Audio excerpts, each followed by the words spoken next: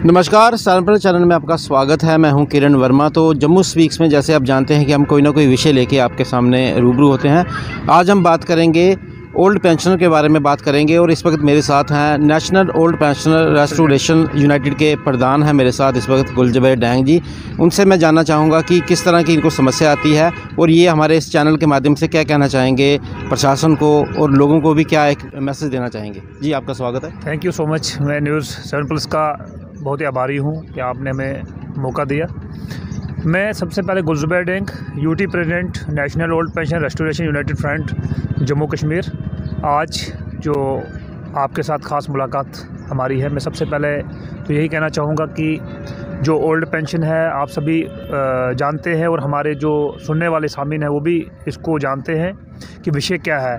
हम एक ऐसी मूवमेंट को चला रहे हैं जिसको old pension restoration united front के नाम से जाना जाता है, जिसकी सरबराही हमारे national president BP Singh Rawat कर रहे हैं। ये एक तंजीम हमारी जो हमारी सरकार है इसके अंदर रजिस्ट्रेशन करके है और ये तंजीम जो है पूरे भारत में ओल्ड पेंशन को रिस्टोर करने की बात करती है। जैसे कि आप जानते हैं कि 2004 में सेंटर में और 2010 में जम्मू कश्मीर सरकार ने जो है पुरानी पेंशन को ख़त्म करके नई पेंशन को लागू किया। जी, ये आप बताएं कि क्या नुकसान हो रहा है इससे। जैसे ओल्ड पेंशन की आप बात कर रहे हैं, जो नए एम्प्लॉई होंगे उनको क्या पेंशन नहीं मिलेगी अब? देखिए सर, जो नई पेंशन और पुरानी पेंशन में जो हम लोग आज ये अंतर देख रहे हैं, ये ऐसा नहीं है कि जब सरकार ने पुरानी पेंशन को ख़त्म करके नई पेंशन का एक छलावा दे दिया तो जो सरकारी कर्मी थे उनको इसका कोई मतलब इतना जानकारी नहीं थी ये क्या चीज़ है।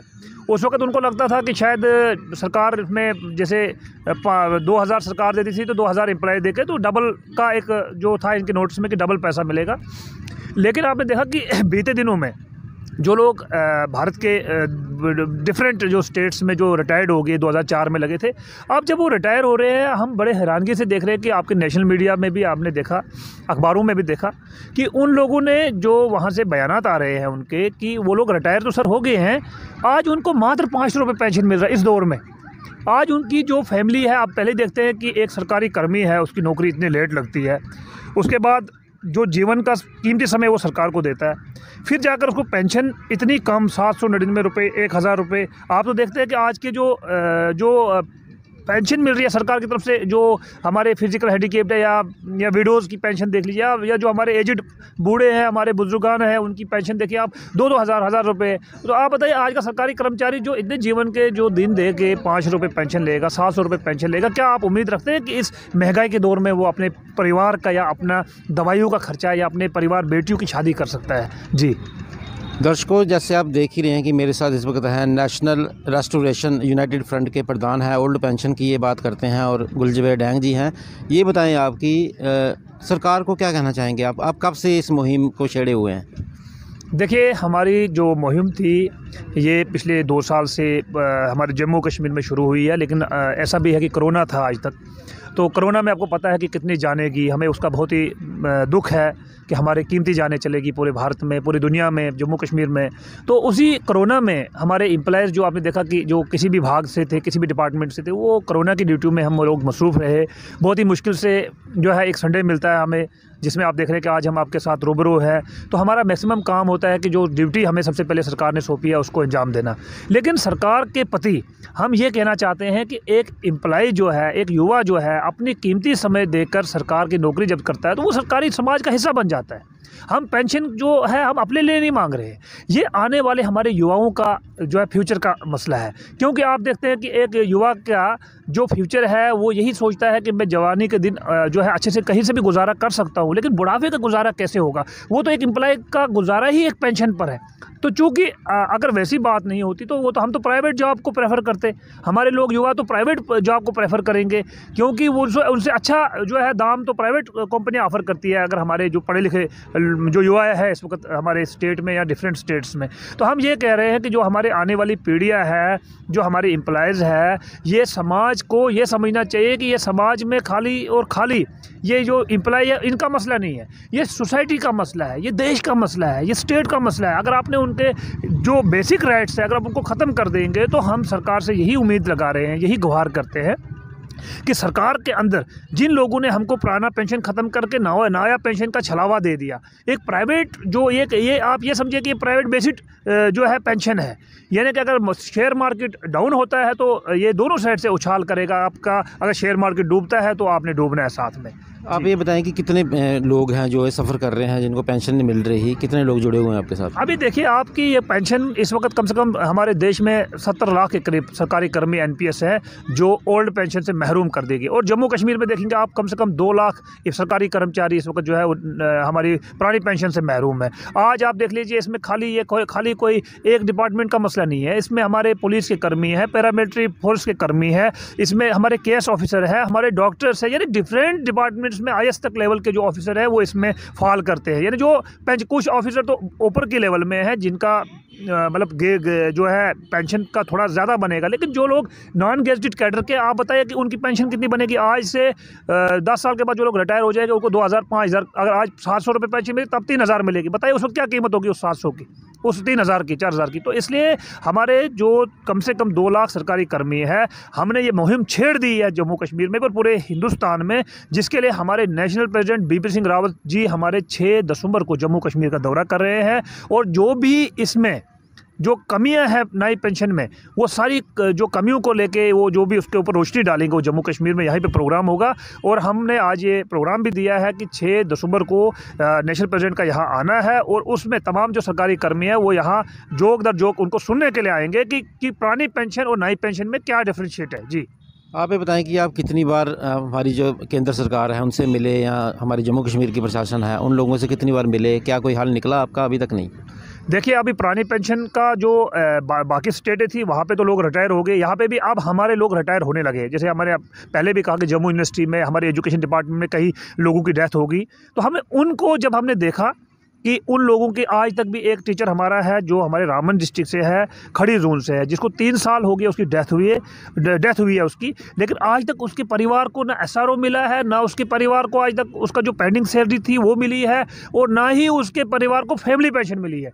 तो हम आपके माध्यम से सरकार से पूछना चाहते हैं, हम अपने आपके माध्यम से ये जो भी हमारे हुकूमत बैठे हुए अफसरान हैं उनसे पूछना चाहते हैं, क्या एम्प्लॉई जो गवर्नमेंट एम्प्लॉई है उसके साथ ऐसा व्यवहार होना चाहिए? क्या आपको लगता है कि वो उसकी फैमिली जो है वो अपने जो घर के अखराजात है या अपनी बीमारियां हैं या उनके खर्चे हैं वो चल सकते हैं? इसलिए हम इस चीज़ को गंभीरता से लेते हुए गवर्नर एडमिनिस्ट्रेशन, हमारे एलजीएस एडमिनिस्ट्रेशन है, उससे ये गुहार लगा रहे हैं कि पहले तो हम आज तक चंद लोगों से मिले हैं क्योंकि मौका नहीं मिला, जैसे मैंने को पहले का कोरोना का समय था, लेकिन अब हमारा प्रयास है कि जितने भी सोसाइटी में या जो हमारी political parties, different political parties हैं, उनकी जो लीडर्स हैं उनसे मुलाकात करने जा रहे हैं। और आज भी इस सिलसिले एक कड़ी के लेवल पे तौर पे आज हमने इसको आज देखा है कि हम क्या करेंगे, उसके लिए विचार मंच हुआ है। हमारी जो कोर कमेटी है, आने वाले दिनों में जो हमारे नेशनल प्रेसिडेंट साहब यहाँ पे आएंगे तो हम सरकार से मिलने का पूरा प्रयास करेंगे।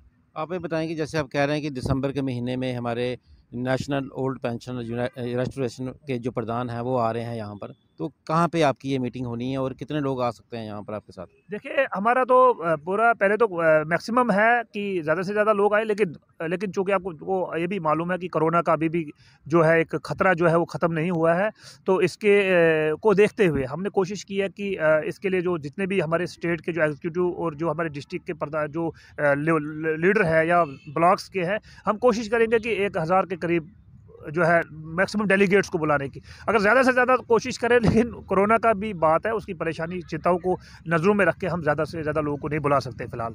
क्या आप नहीं समझते कि अगर जैसे गवर्नमेंट में पेंशन ही नहीं है तो लोगों को, जो युवा लोग हैं वो ज़्यादा प्राइवेट की तरफ जा रहे हैं?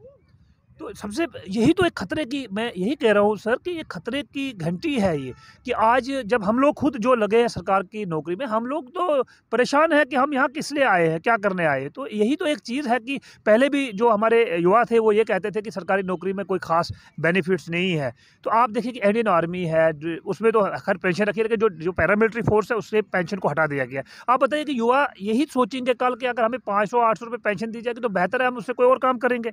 तो युवाओं में भी चिंता है, अभी सब में चिंता है कि भाई पेंशन के बिना हम कुछ नहीं करेंगे। अगर सरकार के बीच में रहते हुए उन ऑनरेबल एमएलएज और ऑनरेबल एमपीज ने खुद को पेंशन में रखा हुआ है, अगर उन्होंने ये कानून पास किया कि पेंशन जो है वो एनपीएस अच्छी है, तो हम आपसे ये आपके माध्यम से पूछना चाहते हैं, अगर नई पेंशन इतनी अच्छी है तो इसको 2 विभागों में क्यों बांटा, 2 हिस्सों में क्यों बांटा है?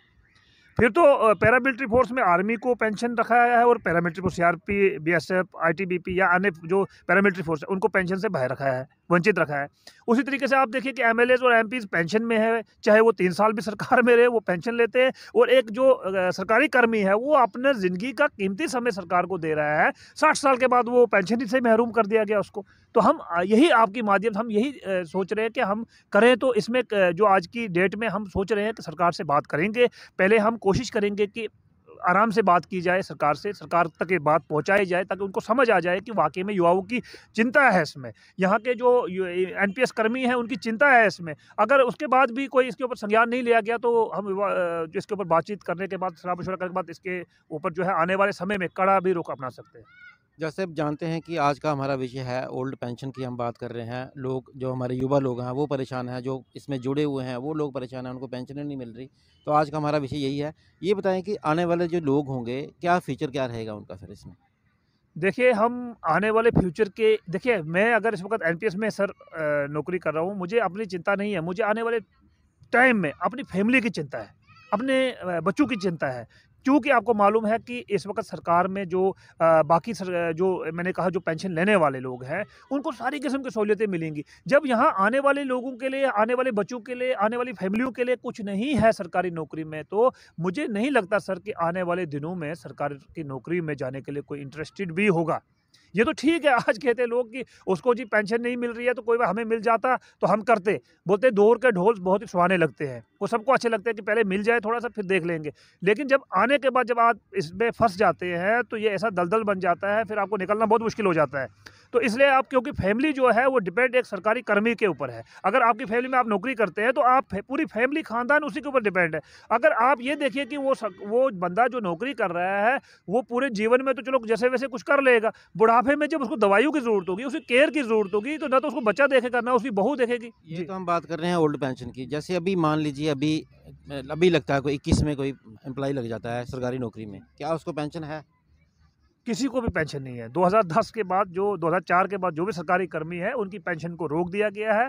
अब आप कहेंगे कि जो वहाँ पे एनपीएस स्कीम जो है उसमें पेंशन मिलती है, मैंने पहले ही चूँकि क्लियर कर दिया है, मैं आपके माध्यम से भी क्लियर करना चाहता हूँ कि 60 और 40 का जो रेशो है, आप ये समझ लीजिए कि ये एक ऐसी पेंशन है कि जिसमें आपको मतलब कुछ भी नहीं है। क्योंकि मैंने पहले ही कहा कि 60 और 40 का रेशो, यानी अगर आप 5,000 देते हैं, सरकार आपको 5,000 देती है।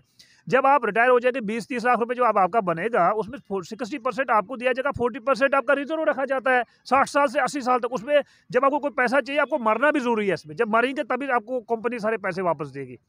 यानी ये कंपनी बेस्ड स्कीम है पेंशन की। इसलिए हम कह रहे हैं कि आज की डेट में युवा कोई भी पीढ़ी है उसके लिए कोई भी इसमें बेनिफिट नहीं है एनपीएस में। आप ये बताएं कि कब तक आपकी ये लड़ाई जारी रहेगी सरकार के साथ? ये तब तक ये लड़ाई जारी रहेगी। सरकार हम सरकार के हिस्सा है।